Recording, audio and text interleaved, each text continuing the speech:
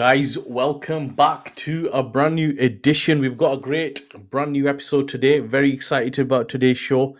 Firstly, before I go into about today's show, I want to apologize for not being live over the last few days. I've been celebrating the FA Cup, but today we have a very, very big show. We're going to discuss so much, digest so much, look at the next 7 days, which are going to be hugely crucial for Manchester United. And on today's show is a live stream with a very special guest, a friend of mine. You're watching us on his channel as well.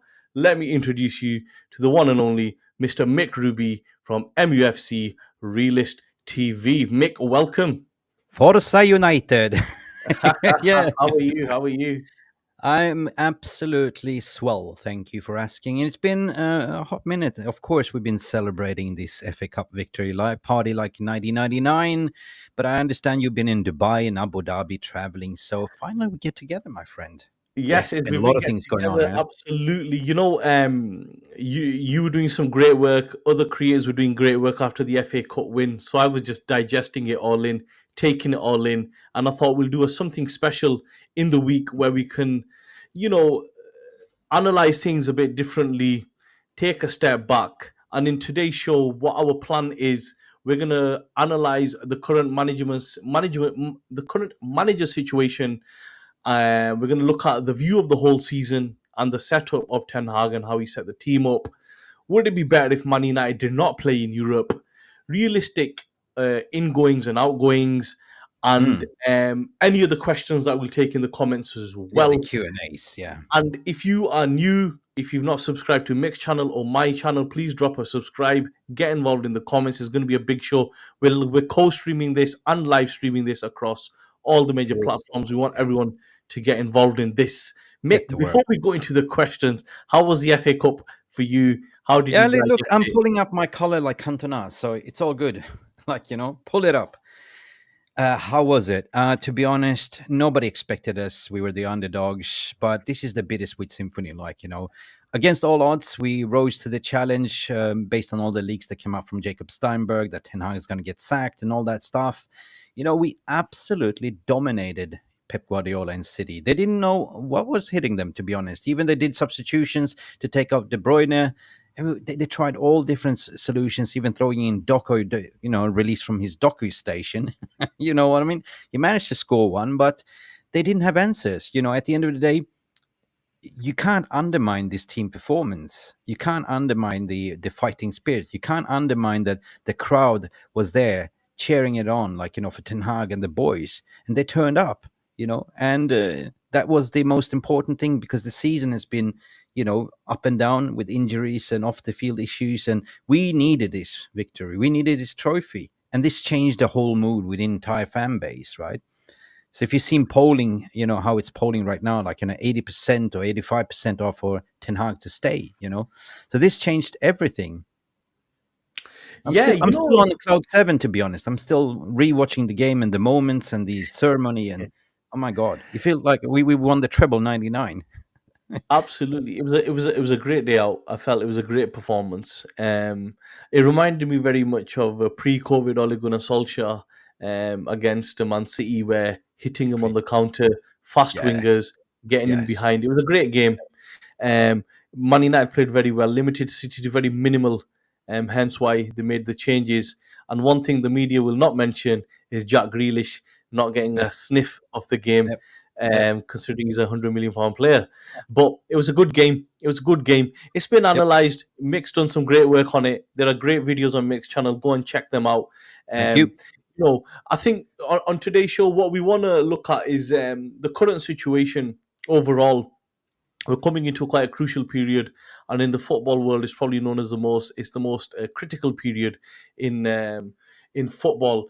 So from let's start with Mick, the current manager situation, and it's a hot topic because until Ineos make a decision one way or either backing him or sacking him, this will stay a hot topic because of the noise around it. What's your current feeling regarding the current manager situation? I did a massive podcast about this yesterday. So first and foremost, big up for everyone that's tuning in. You know, Ten Hag in is here, Ollie's here. You know, the Voganator, Eric Ten Hag in, Mark is here. It's like a lot of legends in the chat as well. We did a massive podcast regarding this, and of course, we've got to talk about the end of the season review. But you know, media first and foremost, we've got to start with the media, right? They've been basically zooming in on Ten Hag and, you know, on a witch hunt ever since February, I believe so, ever since this takeover, right? So it's been more of a media agenda, right? Let's just say that the end of the season review is everything that's been done from Dale Brailsford. He's been there appointed to be the smiling assassin. So basically, looking at, you know, the staff, interviewing a lot of players, Cantina, Kathy, everyone, and of course, you know, you've seen that they're going to do redundancy. So it's all about financials and budgets, you know, and also, you know, assessing what went wrong this season with the medical department, the injuries, the off the field issues, the on pitch issues, and stuff like that. Everything is taken in consideration, right? So that's why you have all the board members being gathered, like, you know, including the Glazers, because everything needs to be voted through, right? But media was kind of focused in knowing that this was only about Eric Ten Hag's review, which was already been taking place. So I think that, of course,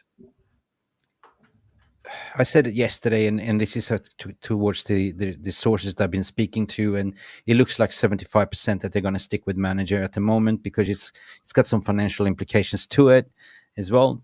And there is no other manager better out there that is actually marginal percentage better than Ten Hag that could lead us forward in this project. This is what I've been hearing. There's three kind of backing him, championing him, and that is Omar Barada, that is Jean-Claude Blanc, and that is Jason Wilcox as well. And then you have Dale Brailsford, that is, of course, being appointed to be the trusted man of Sir Jim Ratcliffe, who is not really involved. He's, of course, the investor, the chairman, you know what I mean? But he's trusting his advisors. So the rumors, what you heard about Southgate, Potter, the English McKenna, and stuff like that came all from Brailsford. But the other ones that have footballing knowledge said, no, no, no, no, no, no, no. You don't understand football. He's the guy.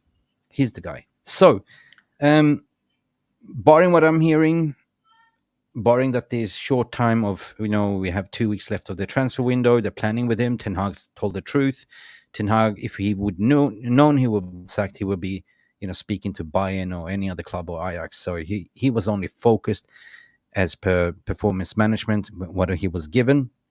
You know, you win the FA Cup, this changes everything because that's 75 million in the bank for us in terms of revenue and what we can do in the summer, which totally increased the overall spend. What we can do about 260 million pounds now without even selling. So a lot of things has been reviewed. I even did a tweet about it, and I guess at the end of the day they will do a report and everything will be disclosed in a statement, or what you usually find on the Manchester United website as per usual, right? So it's not got nothing to do with the overall manager review. What everyone been saying led to believe in the media. Mick, let me give you an what I feel on this is Yeah, I'd that love to hear you. firstly, it was a fantastic display on Sunday, Saturday. Oh yeah, Sorry, yeah. What has to be done is the whole season has to be analyzed and not just one game, because I would be very worried if Ineos decided to keep him based on one game. I think that would be a very bad way of analyzing, and the previous 6 months of this and that would be irrelevant. I think you're right. The decision where they either, when we say back him, they either have to say he's our guy for the next 3 years. There you goes a new contract. Here we go. We're gonna go they with will you. not do that. Hmm. Or they have to then say we don't really see you taking us forward over the next 3 years and move in a different way. I think Okay. the fan base naturally are very emotional, and which all fan bases are, including myself, where you start thinking, you know what, he's good enough, or this player is like Anthony Martial is a prime example. We think he's no good, then he turns up, he scores a couple of goals, think, oh my god, this guy is the best. It has to be, the decision has to be based on the findings of um, mostly Brailsford and then Wilcox on training methods, XYZ, what's been going on. But the most important thing is, like you have just said, is they should back him one way, or is there a better replacement they feel who can take the club forward? Yeah. And coming back to what you just said, just to be the devil's advocate, the season was already written off in January, if you didn't notice, because he wasn't even back then to even get loans, right? Because they were speaking about we are so focused on the takeover, we focus on the new structure. So he's been basically swimming alone without any support, right? So the feeling that I got and the discussion that I had is that taking the whole season in consideration, when you're talking about on the field, is all the injuries. Is that Ten Hag's fault? No, it's not. Is that medical's fault? Yes, it is, right? You have 46 types of injuries. Then you look at the off the field issues, the scandals regarding Greenwood. We know what happened with Greenwood in the internal investigation, what really happened there. They looked at that as well. They looked at the Anthony allegations as well. They looked at the Belfast baby incident as well with Rashford and everything. And they assessed it. Is it Ten Hag's fault? No.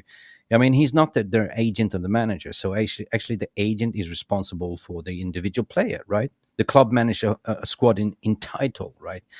And yes, and then what he's been saying, like, you need to have a full field squad to in order to sort of, you know, be competitive, which we really, really, really haven't, right? And then you can compare to Newcastle as well, which was injury struck as well, and they finished on the same eighth, but a little bit more of goal difference. So everything is being in assessed.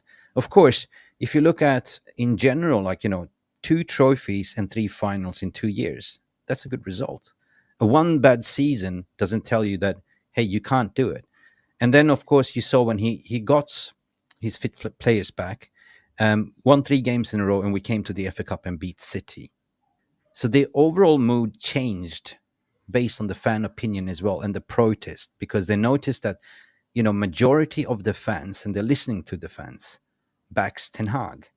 They've been looking at different pollings and stuff like that. So they're not going to be mugs. And then on the financial implication, of course, you got to assess like how much it's going to cost us to sack the manager, how much it's going to cost us to bring it in. And there's simply not, liable at the moment, right? Especially when there's two, especially when he's been part of the planning, the recruitment, and all of a sudden he's going to be accountable. He's going to have people above him that he needs to report to. So basically, his power is going to go away. He's going to have a little bit of say in the transfer window. I need a left back of this character. It's them job to find it. You know what I mean? Because every position and a manager needs a succession planning. So that comes back to what you said.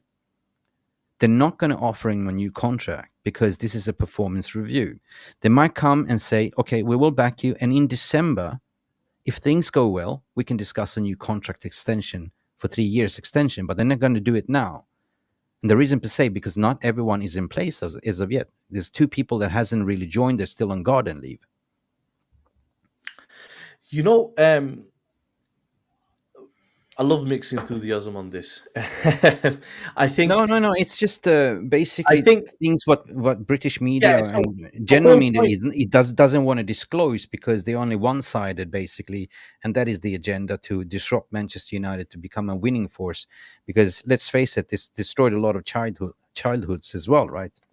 So yeah, I think, Mick, in my opinion, and the reason I wanted to do this was because me and you have such opposite opinions on this matter, and I think it's a really good conversation to have around this. I think they've not backed him publicly when they could have done for a long no, time, and they no, haven't done that. And I think that was a worrying sign for him. yeah, Secondly, one thing that goes under the radar, and me and you have discussed this, I think we're the only ones that have really discussed this, is that will Ten Hag want to give up powers, right? As in, he has a veto on transfers. He will he take a lower role as a coach? And thirdly, the most obvious thing what everyone's missing is if they wanted Ten Hag to stay, they wouldn't be speaking to other managers. It would have been a very straightforward okay. conversation to have. That's 2 points here. First and foremost, they must have had this conversation with Ten Hag. If you're going to continue, this is the game plan. What we're going to do, you're going to have Mm. some form of veto in the transfer, but you're going to be relinquished all the power they used to have. Now, remember the structure before. He didn't have anyone above. We're talking about John Murtagh that was sacked because of some corruption allegations and stuff like that. Um, and the CEO was also sacked because of certain reasons. So he was left alone, right? But 100%, he said it in interviews as well, like, this is the biggest club in the world. You can't not do everything by yourself. You need help. You need to have people on the same page. So I believe that he will be just happy just to take a head coach role, and focus just to develop the style, like, I imagine he's been dealing with all the PR stuff and gash, and he's been haunted for 2 years, right? Dealing with all these scandals and what media's been writing, and they've been haunting him, right? So all I'm saying is, at the end of the day, like, if they back him, as a matter of fact, he was out at the door day's truth on Thursday, and that was actually the truth, because it happened to be that all of a sudden, De Serbi became available in short notice, Pochettino became available in short notice, and the, succession plan in Kieran McKenna, that was actually Brailsford's push, became available. But they had conversations with McKenna, and McKenna is signing a new long-term contract with Ipswich with a release clause. So that's what I'm saying. So they will stick with Ten Hag, as per my understanding.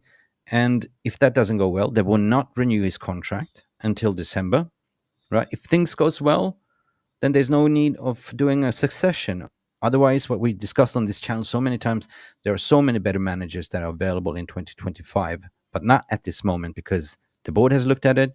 They say there's no other manager out there in the market that could lead us forward in this project. Ten Hag understands. He's been doing this for 2 years on a cultural rebuild. We are on the right track. We've been promoting youth. He's got a finger in the pie on it, and we're going to continue playing youth, right?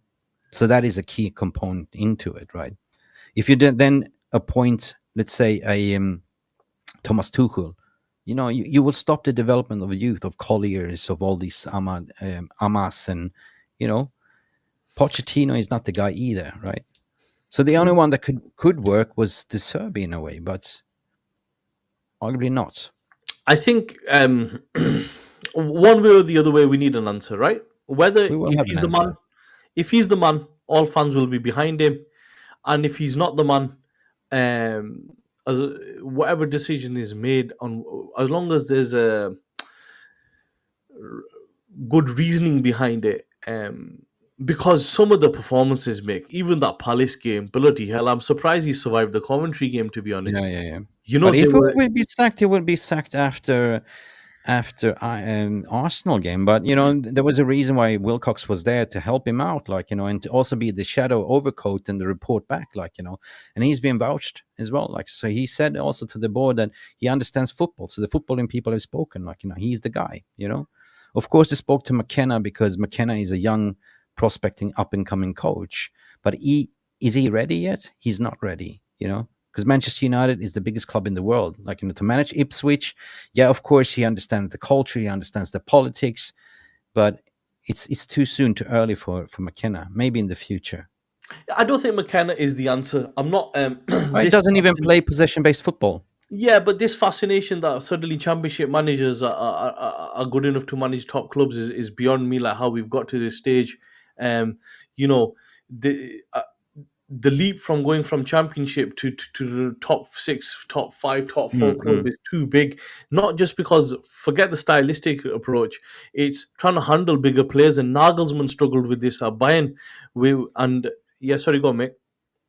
Yeah, yeah, no, go on, because Yeah, something popped so in my mind. Nagelsmann struggled with this at Bayern. You know, that jump of a big club with big players who suddenly start to question you is very different to managing Ipswich or even Leicester. Chelsea will find this out as well. So I think McKenna is not the answer currently, in my No, he's opinion, not. anyway. And it's kind of weird what's going on in the footballing world. Like, you see everyone is going for the new model. Like, they want to appoint the up and coming manager, like the lesser experience. Like, you look, the shock of Vincent Company, they got relegated with with Burnley, like, got the biggest job in the world almost, right? And you see, like, Enzo Maresca as well, like, from Leicester, getting the Chelsea job as well. So all the dots are falling, right? So all of a sudden there's no coach available, right? But I want to bring something to the point as well, because a lot of people saying, well, Ten Hag's recruitment, he spent 95 million on Anthony. Well, listen, he won Ten Hag that was negotiating.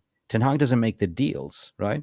So it's actually John Murtaugh and Matt Hargreaves and Matt Judge that was doing the deals, right? So there was apparently some allegations with Ajax and SCG, right, that they also looked at internally because there was some corruption scandals. They were linking his son that was working, Nigel van Hagen, so that was working for SAG as well.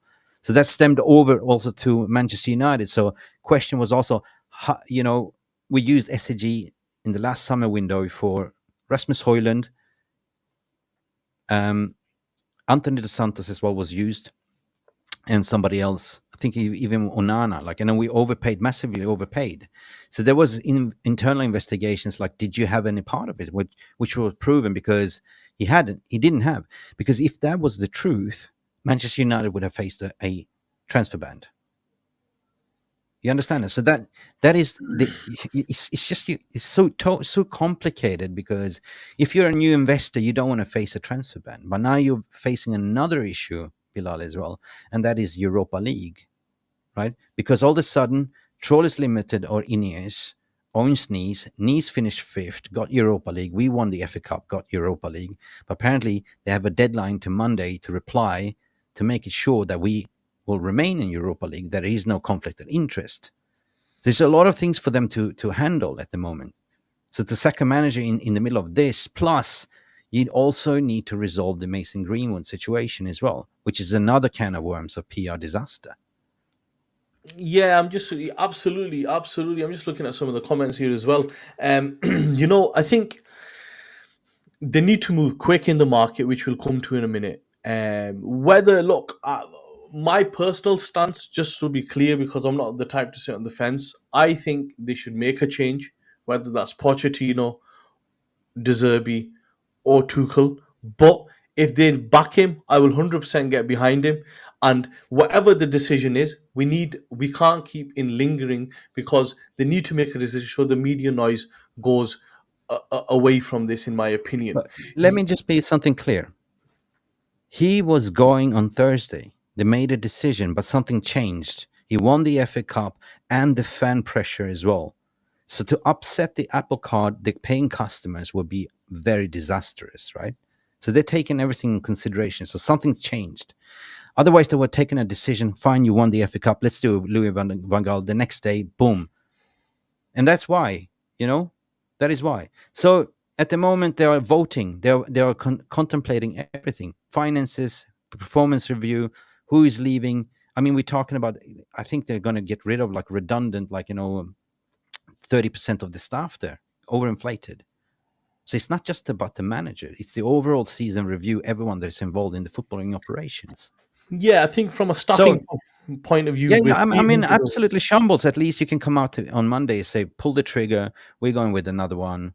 Let's not dilly dally. Then you see that Kieran McKenna is no longer interested because obviously they made a decision. They told Kieran, thank you, we've spoken to you, but yeah, we're not going to go with you right now. So why are they not communicating? And this is something what you and me always is saying. The proof will be in the pudding, right? Yeah, the proof will be in the pudding. Yeah, whichever way they go, I think they need to make a decision. We can't keep going into next week, the week after, and I'm sure Ten Hag would want clarity as well because I think it's not fair on him if they keep interviewing people and keep saying to him as well that we want But you it's not fair against the fans as well. 100%. Like, why are you keeping us hanging around? There's one thing that we are missing from the Glazers here is pure communication to the fan base.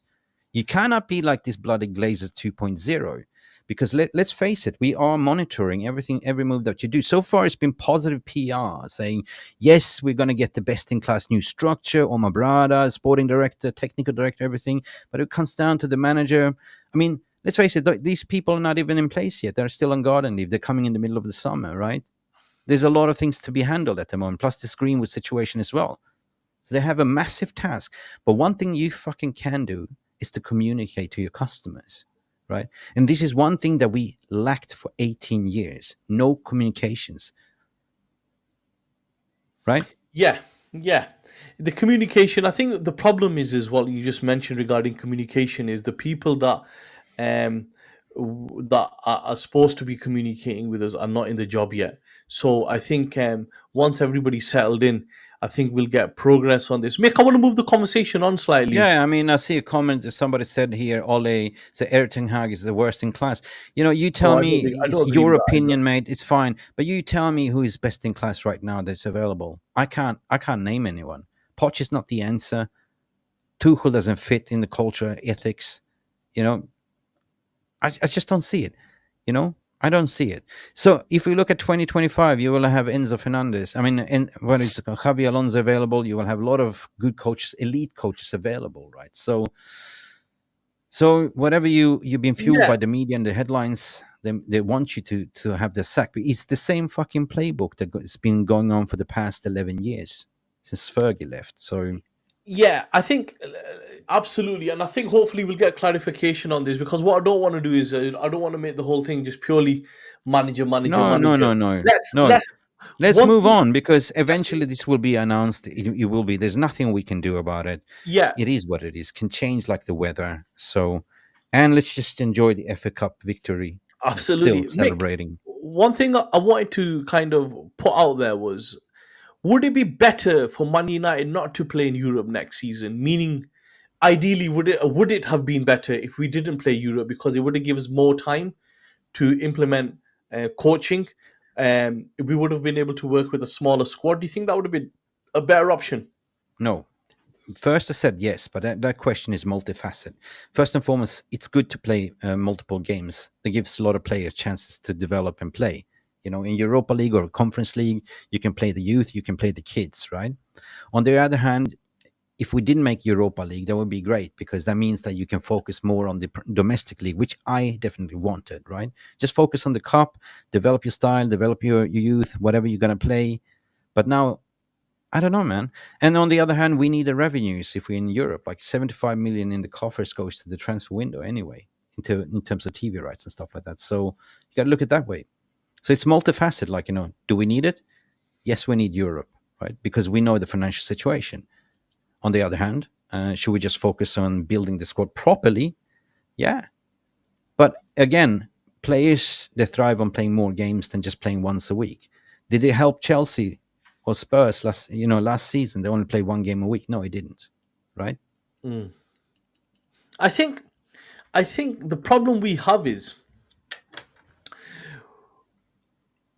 just because it's just come to me. I saw the Carlo Ancelotti quote this morning saying that really people are too Ugh, fascinated with styles of play.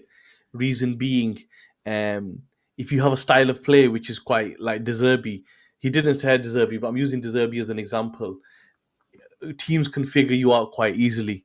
And he yeah, goes, you shouldn't have too much of a style of play where you're not adaptable enough. And I quite agree with that. And he's a I very agree. successful manager. I remember him managing in the early 2000s, maybe late 90s as well at Juventus, and he's been around a long time. Yeah. It's, But sorry for maybe adding. to the defense, Bilal, the past four games what we've seen after the Arsenal game, we've seen an adaptation. We've seen a 4-2-2-2 shift into 4-2-2, 4-2, a 4-2-2, like a 4-4-2. In rest defense, it's been like in a different formation. So the tactics have changed. You can say, definitely. You've been setting up a low block, a mid block. We've been flooding the defense, playing with the, false number nine and stuff. So that it's kind of proven that this guy has it in his locker, right? But I agree what Carlo Ancelotti is saying, and this is something what I would say that De Zerbi is good at because De Zerbi studies the game like on his free time and studies different styles, different managers, and adapts to it, right? We shouldn't go in and play the same formation every single game because you get find out, like Klopp was, or like Pep Guardiola. You should change up depending on who you're playing. So if you're playing a low block, for instance, you don't need to play you can play with three in the back, right? And go more offensive. I think something where it changed was against Arsenal. We changed tactics, which helped a lot, and then we kind of carried on them tactics. But I think Amrabat coming in and getting a run of games helped a lot. Oh, Against 100%. City in the final, he covered a lot of space. Against Brighton, he was a bit hit and miss, but I saw his interview after the game, and he was saying that he needs a run of games, and I actually agree. He needs Yeah, a run of everyone games. I'm knows. not saying Yeah. he's a starter in every game, but I think he made a difference tactically.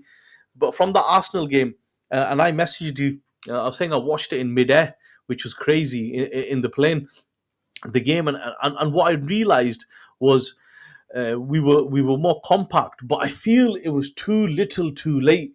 We should have been making these maybe from January onwards, but um, like you said, we don't know what conversations have been had behind closed doors. But regarding Europe, I think, in my opinion, missing Europe for a season would not have been bad. Just gives us a chance to kind of reset everything and move forward on that. Um, Yeah.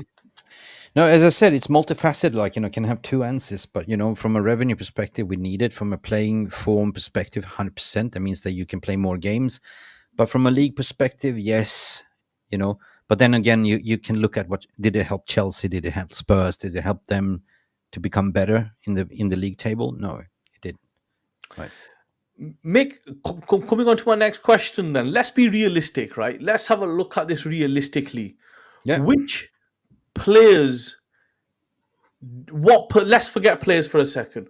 What positions realistically do you think we need to fill? We'll go off positions first, so you might say a right back, left back, whatever, and then Right. look at some realistic options. Yeah. Let's go. All right. So We start don't from need the a goalkeeper. goalkeeper. Keep. He's Yep, becoming better. He just needs a little bit of practice of how to sort of be save the diving into ball. low, save the ball. Yeah. Otherwise, he's been good. Like, Yeah, he's been he's really. been fine. I think he's got a concentration lapse, but if Yeah. he can remove And I that, he also should be think fine. that you should use Bayanda a little bit more in cups and stuff like that, so we can I see think what I've heard he's he's all going about. back to Turkey. Hmm. Yeah, He's cold a very turkey. good keeper. He's a number Yeah, one, really. But yeah, so yeah. okay, so goalkeeper keep, right back. What's your? I think right back's fine. Right back is fine. We have Dalot in that position, but it depends on how you're going to play. Get a Dumfries in, or you get a Frimpong as well. Depends on if you're going to play attacking Frimpong's stuff. not in my No, no, but opinion, you a can right play three back. in the back and have Frimpong as bombing forward, like wingers, right? So, right back, we don't have coverage for right back because I think we're going to sell Aaron Wan-Bissaka, so Yeah, I Dalot will think he's play in going that into position. Milan. Yeah. So we need a right back, 100%. Left back, Luke Shaw, injury prone. We had a lot of debates, but a fit Luke Shaw depends on if you're keeping Rashford. Then that is the radar pair and the kind of But he's explanation never what fit. He's not. he's He's never injured fit. every For me, season. I was just surprised that he was even named as an injured player into the It's Euros team funny as well. how he's fit for England all the time. Yeah, yeah, true, true. I say sell him. Malacia, we saw glimpses of proof of life I during thought he the was good last year. yeah. So if Malacia is back, that's good. Obviously, we're looking, as a succession. Like, of course, we sold Fernandez on a release clause, to Benfica for 6 million. So that means that Amas is going to be the understudy, right? Yeah. Yeah. So we So don't need a left back. Right back is questionable. Let's look at the centre back. Right centre back and left centre back. all right, yeah. Obviously, I think we need two, three Varane players is there. left, which is saddens me 100%. We could have negotiated his contract. Letting go Casemiro would most likely happen. Casemiro was on 18,200,000. So it's all about high wages, and Varane has got so much experience. I would say get rid of Lindelof and Maguire.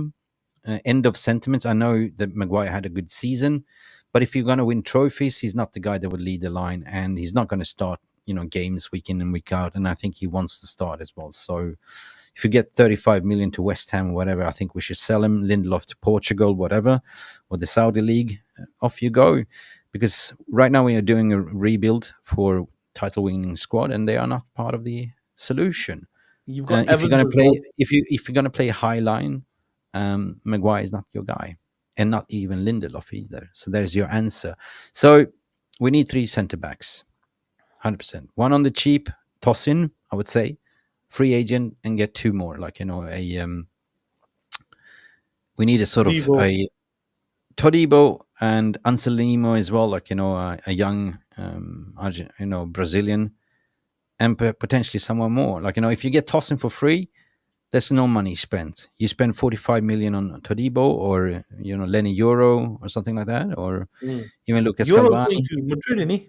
Yeah, yeah, or Scalvani, 100%. Like, Yeah, we need a. There's Branthwaite, but I I, don't rate I him at don't all. I don't really see a rate crack him. on I him. just this is a lot of media speculations, and the fuckers, they want, like, 70 million for him, and I don't see us spending that money. And He's he never is played just, for Champions. me, He's never played Europe. he's just a Maguire 2.0. Don't do that. Don't do that Brexit thing, right? Just because it's English, right? Don't do it. Better players in that position, right? Would you keep Um, Evans, Mick, for another season? no, I wouldn't. He's been a champion, but he needs the rest. I will keep him as a coach, 100%. Maybe I Okay, will keep him as a fifth choice, like to come in or fourth choice. As a okay. think. Let's look at midfield then, right? So I think the outgoings on midfield will be Ericsson, Casemiro. Gone, Um, gone. I don't know about Scott McTominay. McTominay, I think they like him as a second off the bench kind of impact kind of They player. like him because he's such an ambassador for the club, right? He's got the right mentality, he's got the DNA, but he's not the most gifted player, right? So if they keep him, they probably keep him just to come off the bench. But will he win us titles? I don't think so. Yeah. Yeah, I don't. But I think it's too much. I can't see us getting rid of like 15 players in one window either. Okay. Um, I think who would you bring in then? So let's just say we had two outgoings of Casemiro and Ericsson. Who would Yeah. you like to bring in? I like to keep Amrabat because that's a cheap option for 13 million pounds. Pay that He's a release very good clause. player if you can get him, give Yeah, him yeah, release. but he's proven with the run of games, and in matter of fact, I would say he's been the catalyst in how we've been playing. Basically, he's been the glue, gluing the midfield, gluing that attacking line and the defense, shielding the defense, and allowing Kobe Mano to play the Kobe Mano best role. Right, so that's been Amrabat, like the destroyer. I call him Amra Tank, by the way. Okay, he's not a baller, he's not technical, he's a little bit tanky when he turns the run, but he's effective, right? And for Mm. that price, it's a steal for a number six position. And then we need to recruit in another number six, or obviously they're going to bring in Collier from the youth academy settings. Like There's that will Amadou. be There's Amadou Onana they've looked at from Everton yeah, yeah. Amadou Onana, or they also looked at the French player. What's his name? or Fofana. Fofana as well. Fofa, So yeah, I So we think need two midfielders. My answer to you: we need two midfielders. We need to replace.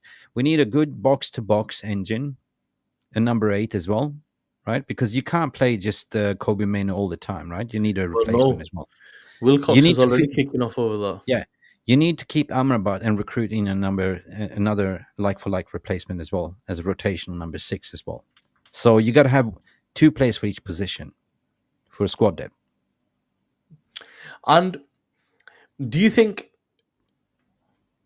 from a forward line point of view, then I think right wing we would have We're good there. Garnacho.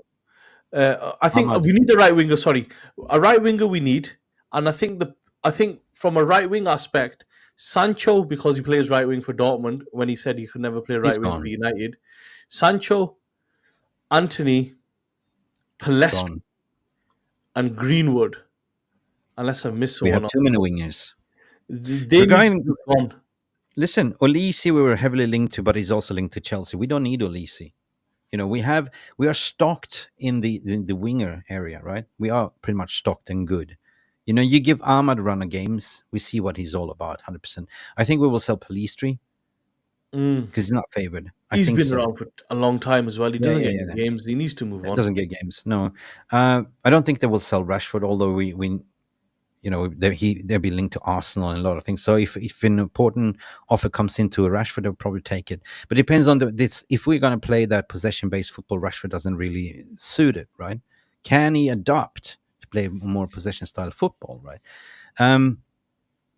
So it's a total rebuild in a way, but I don't think we need to invest in a winger at the moment, right? So we need to get it But if like a we sell second-hand them for, striker. we only have Ahmad on right wing and Garnacho on left and Rashford if you Garnacho keep can. him. There's We've only seen that three Garnacho can play both right and left, right?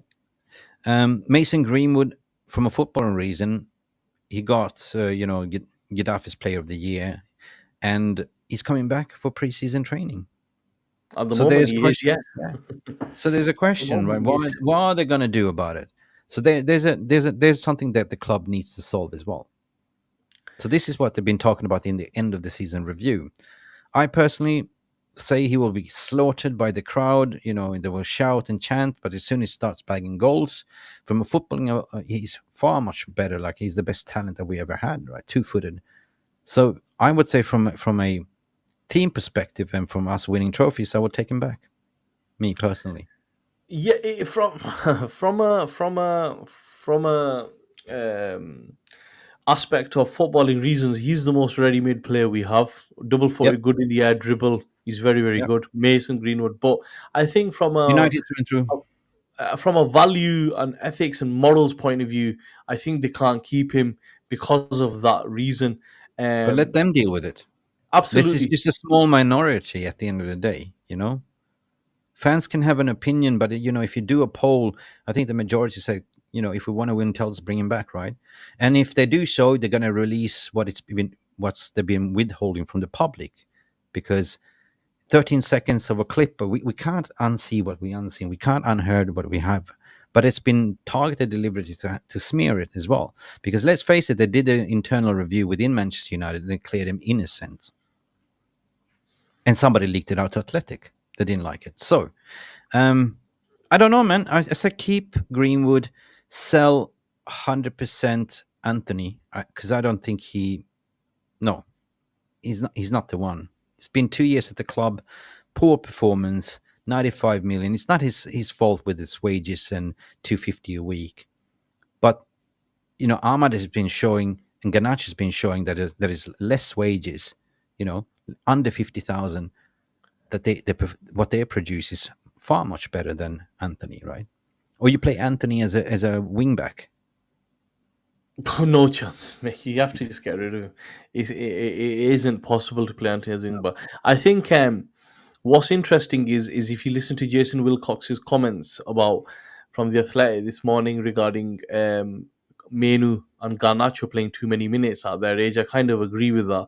because what you don't want to do is burn them out. And if you want to No. take a comparison of somebody like Phil Foden, he was a backup for like 2 3 years before he came through. He couldn't get into the team. Only last year he came in properly. But I think from an outgoing aspect, um, we need the manager situation resolved first. And from Yeah. an True. incoming True. aspect, Yeah. Let players are me going just. to want to know who they're playing for. Something was struck my mind regarding Anthony. I kind of changed my mind. Depends on how we play, what kind of system we're going to play. Because at Ajax, his output performance was amazing, right? His crosses, everything. Here, he's been more focused on defensive duties, right? So if you're going to play, like, let's say if you play a Frimpong, let's say as a wing back and overlapping with Anthony, it's going to be lethal. You catch The my thing drift there? is, um, the thing is, the different leagues are very. So, for example, I've just seen the comments. There's somebody saying that Sancho in a good team with good structure is amazing. What you've got to remember about the Bundesliga Mentality. is they play high lines. Number one, so there's a lot of space in behind, just like there was on Saturday because City played a high line. But most of the Premier League teams don't. And secondly, Sancho, when he came to Manchester United, wanted to play left wing. At Dortmund, he plays right wing. And thirdly, with all due respect to Germany, um, the quality of the leagues past the top five are not very good. So Yeah. you can't get a bit more time to look good. And it's very rare. I was looking at this the other day that a Bundesliga signing works really well. Bar Haaland and Gundogan, most of the ones don't really work out really well. Um, Yeah. But uh, when you construct a team, it's not about just the ability of the players, the mental ability of the player as well. Like, let's face it, you got to have a team that, fights for each other, that never says die, right? And this is exactly what I think that Lucky Singh was saying. It's about mentality and fight, right? you need look. I don't know, Mick, if you saw the Onana interview with Gary Neville. Have you seen that yet? Yes. Right. So what Onana was saying was, He's a leader. yeah, he was saying that in Italy, you'd get an extra 2 3 seconds to look up and play the ball out. He goes in the Premier League, it's so fast that within a second somebody's onto you. Their Yeah. striker is coming onto you. So he goes, when I look up, if I don't see a player making a run or spec, I have to go long. And he goes, secondly, players need to and want to fight for 50-50s. If you're going long, you have to. City do this really well. They go for the second ball. Second They balls, fight yeah. for the ball. With all due respect to Rashford and Sancho, they don't really fancy the second ball. If you look at the FA Cup final, when Rasmus Højlund comes on and Yeah. he starts fighting for the second ball, it causes problems. Yeah, I agree with DK Wilson here as well. DK, and I've been saying that like Sancho in other leagues in the continent is a different prospect. Like he's got more time on the ball, but in the Premier League, he doesn't fit. Right? He gets found out. You see, how many games have you seen Sancho perform well? Of course, we have the Liverpool game. Yeah, I can't remember how That was two many. years ago. Yeah. So The it's all thing about is, mentality. Like okay, I made it to Manchester United. That's it. I'm getting paid 250 a week. That's it. Like I'm gonna just living the vida loca. So I think he's more suited for playing in the German league or down in continent like Italy or Spain, where you have more time on the ball and the trickery and being the show pony, right? You saw when Anthony came in, he's tried to do that pirouettes and the fidget spinning and stuff like that. That didn't work, right? Mick, if you look at Rashford, if you put him in France, this guy will tear France, the league up, no problem, because of the space and the quality. Sancho looks really good in Germany because of the high lines and the lack of physicality at the lower teams and how they set Yeah. up. In the Premier League, just sorry, make to add into this. In the Premier League, as you've seen this season, somebody like Crystal Palace, Sheffield United can turn a bigger team over. Burnley can do that as well, and you Yeah, don't this get is that abroad. So tactically, the teams are set up, and physically, and from a pace point of view. And Sancho struggles with the Premier League. Yeah, I agree with what you're saying there 100% because in the Premier League it's the most competitive league. Even, you can't take things for granted. You're playing Burnley, you can lose points, and that's the thing. It's very competitive. It's not like they used to be, and they know how to get to you. As somebody was saying, play Sancho as a number nine, that would be perfect. I don't think so. Not even as a false number nine because you need pressing, and I don't think that's his game, right? To press. Yeah, and I think he needs to be moved on, in my opinion. Yeah, he And will I be. He wish will him be all the moved on. best. We don't need Yeah. these type of players. We need players that want to fight for their We need place. team players. Team players. I'm not. Amrabat is a prime example. Somebody that's not technically the best. He looks okay, but he puts a shift in. Work ethic is what we need. Attitude, implementation, and the rest will follow. Because otherwise, we've been there with these kind of more We glossier saw players. something. We saw something in the FA Cup final. That was the team spirit winning it. Like the high fives, the back line sorted itself, and actually we won the game because of the back line as well. The centre back pairings, 100%, right? If you have a good centre back pairings, you don't leak a lot of goals. Yeah, but I Mick, would if you say have I a would say steady that I would spine, say that if you yeah I if would you have a steady spine, the team will be structured. But yeah it Mick, exactly exactly what I the was saying there because every champion winning team, what do they have in common? A solid spine defense. It's built on defense. The back line always. Every legendary team has a solid back line. 100%. But Mick, if your players are not willing to be physical, fight for 50-50s, put a Yes, shift in, yes, it's irrelevant of technical yes. ability, And body that is placing. why I like Amrabat because he I takes agree. yellow cards and red cards and then pulls them down. He's been like that little dirty, I don't know, Palinha, like that dirty type of midfielder. Gets stuck 100. in. No, we don't need the porcelain dolls. I agree, Mick. I agree. I think, and that's what we should look at also. Mick, before we wrap this up, is there anything else you want to add into Yeah, this? no, of Any course other I want to comments add you in. want to take? Of course I want to add in because this is kind of getting heated now. If you look at the wingers, for instance, the reason why I like Ahmad and Ganacho because they're fearless. They take on the fullbacks. The reason why I don't like Anthony is because he stops. He doesn't take them on. Right? He tracks back instead. So if we're going to go forward, just take him on. Right? Have a little bit swagger, have a little bit confidence. But what I wanted to say at the end of the day, it's all about team. No individual brilliance. This is about team performance. And the FA Cup was a team performance. If you look at 2016, when Leicester won the league with Ranieri, whatever his called name, you know, They didn't have star players, but they had a winning team mentality spirit. They were fighting for each other. And this is what we need to have. Yeah, I agree, but I know there's a bit of a soft spot at the moment for Rashford, and he's great. And at the end of the day, he was pathetic. His Yep. performances this season, his attitude and his implementation has been pathetic. And if we are giving Rashford a pass, then we should also give Anthony a pass, because I don't agree with this. Just because Rashford's from a British player, he's all right. Look, at the end of the day, he was worse. Anthony hasn't got the skill set to do well in this league. So you can kind of think, oh fucking, at least he tries, right? At least he tries. He puts in a shift. He hasn't got the end product. Rashford does have the end product. Rashford does have the ability to beat these players, and but when he's faffing around, throwing his hands in the end, he's been up the piss in Dublin. It's not a good look. But the problem I have with Rashford, and I think rightfully so, that he was actually dropped by performance measures from the three lions as well, because it's about performance, it's your attitude. When people are saying you're not good enough, you're not working hard enough, that is the biggest insult you can give to a football player. If you look at his track record, every second season, you know, he scores 8 goals one season. The next year he scores 22 goals. Then the season after 5 goals, and it's a repetitive cycle. So there's no continuing. There's no consistency, and you got to ask, what's wrong with your mentality, mate? And I think it's good for him to take a break, mental break. Don't even play in the Euros. Figure out, isolate you from the people that surround you and whispering in your ears, and just focus on your football, because we know there's a good player in them. I think it's best for him to move on, in my Yeah, opinion. I think Go and so try too. something else, a different league, a different environment, and we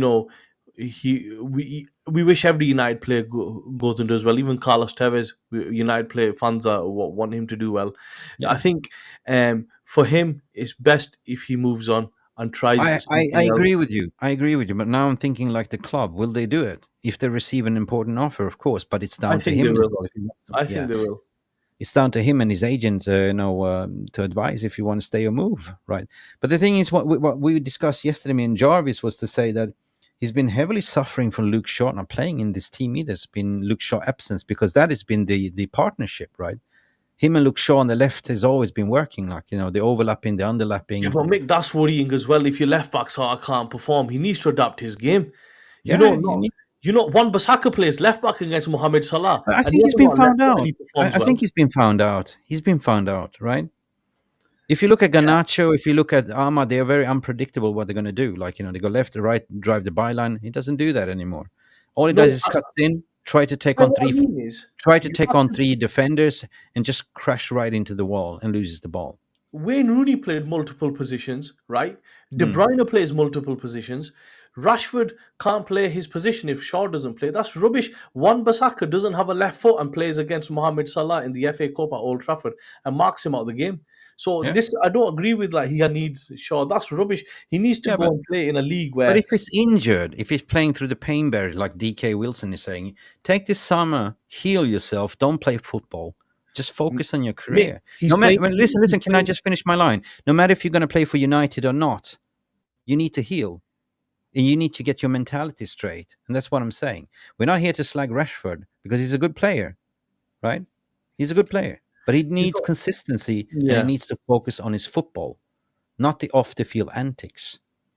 And this is what absolutely. people are judging on him. Sorry, man. Absolutely. No, I agree with you. I agree with you on that point totally. It's heated, Um, right? I know. yeah, somebody saying De Bruyne doesn't play multiple positions. De Bruyne does. He also plays false nine as well, and sometimes he plays right wing. Yeah. Um, so, but look, De Bruyne was just an example. Multiple play. One Basaka plays multiple, has played out of position. So this argument that Sancho Rashford needs Shaw, and the second part, what Mick said, which I want to just add into, is your players need to be able to work hard. If you're injured, you're still match fit. You might be carrying a niggle or something. It doesn't stop you from tracking back, helping you play you helping your fullback out. But look, we've covered Sancho all season, and I don't think there's anything else we can add into that's not been said already. Make final words from you then before we wrap this up. Yeah, just, whoever we're recruiting has to be right mentality. There's got to be, athletes, ballers. We need to look at energy, because we've been overrun in all departments. So the way forward is to assess the whole squad, and the proof would be in the putting. So back to you, Ineos, because right now it's been a lot of positives and negative connotations and PR. And we fans, we deserve the answer. We deserve to understand what is the plan in the summer. Yeah, but I guess we will find out come August what it will be, right? So, Absolutely, absolutely. So just to but look, at the end of the day, I have no player sentiment, right? The most important thing for me is to get, back the manager, back the fans, to get rid of the players that don't fit the club, you know, because if you put on the Manchester United jersey, you work your socks off. The minute you put on that jersey, you work your socks off. The game is 90 minutes, 95 with extra time, 98 sometimes, but never say die. absolutely, and no one's bigger than the club. Yeah, Whoever the true. manager is, we shall back him. Whoever the players are that are on the pitch, we should back him. All we ask the players is to put in a shift and show the right attitude. Before we finish this off, make sure you drop us a subscribe to my channel, Mix channel. Drop a comment. Some great content coming out. Sorry, mate. Do you want to add something in? Yeah, I have one question for you before you Yeah, close. fire. What is your expectation? For what, the season or Yeah, next in the season? Or summer, what do you expect? I expect at You least. asked me, but I not need to ask you, Yeah, mate. so my expectation is pretty straightforward. I think a lot of players will leave that need to leave. I think unfashionable, unsexy signings will be made, which are needed Yeah. to build a squad. And I think, my honest opinion, I think Ten Hag will not be the manager.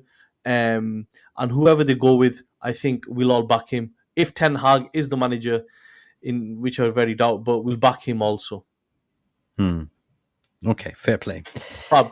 Interesting. We had a really good 12 rounds of gloves were Yeah, off we here, man. did. We I did. love We did. having conversations with you, man. Seriously. Absolutely. Thank you, Mick, for your time. And guys, You're we'll be welcome. back very soon. Everyone in the VR room, thank you for listening. Thank you for participating.